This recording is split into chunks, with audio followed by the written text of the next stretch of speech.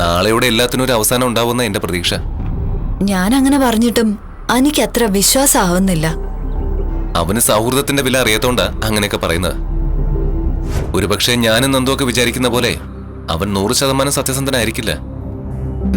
അങ്ങനെയുള്ളവർക്കേ ഇതുപോലെ സുഹൃത്തുക്കളെ വിശ്വസിക്കാതിരിക്കാൻ പറ്റൂ. അയ്യോ, നവീനേട്ടൻ അവന് വലിയ വിശ്വാസാ. എങ്കിൽ പിന്നെ എന്തിനാ നന്ദുവിന്റെ റെക്കമെൻഡേഷനുമായിട്ട് എന്റെ അടുത്തേക്ക് വിട്ടത്? നന്ദു ഇതിനകത്തൊരു ഇടനിലക്കാരി ആവേണ്ട ആവശ്യമില്ല. നന്ദു ആവശ്യപ്പെട്ടിട്ടാണോ അന്ന് കോടതിയിൽ അനന്തപുരിക്കാരെ ഞാൻ രക്ഷിച്ചത്? അവൻ എന്നോടൊന്നും പറഞ്ഞിട്ടില്ല.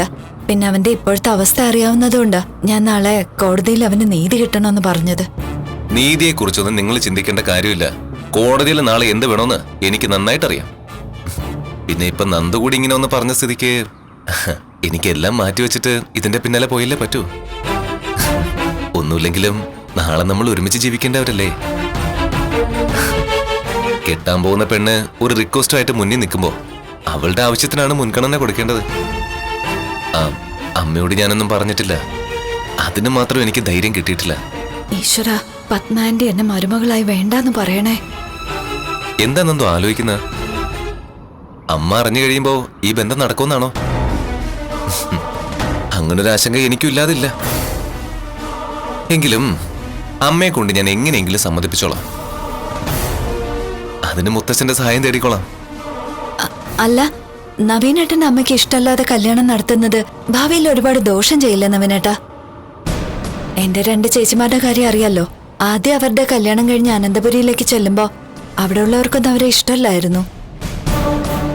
അതിന്റെ ഒരുപാട് ബുദ്ധിമുട്ടുകൾ രണ്ടാളും അനുഭവിച്ചതാ. ഇന്ന് നവ്യേച്ചി അതിന്ന് മോചനം നേടിയിട്ടില്ല. അതൊക്കെ അവന്റെ കാര്യം.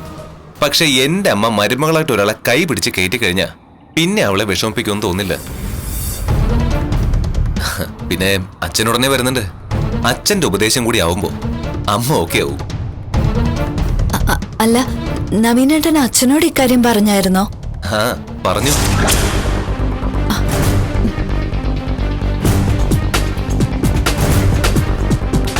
എന്നിട്ട് ഈ ബന്ധം മതിന്ന് പറഞ്ഞോ?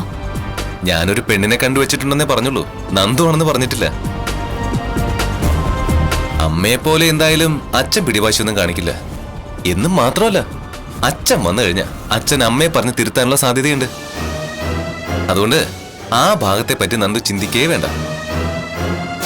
നമ്മുടെ വിഷയം ഇപ്പൊ അനാമികയും അനിയുമാണ്. അവരുടെ കാര്യത്തില് വേണ്ടത് ഞാൻ ചെയ്തോളാം. അതിന്റെ പേരില് ഇനി നന്ദു എന്നെ വിളിക്കോ കാണാൻ ശ്രമിക്കോ ഒന്നും വേണ്ട.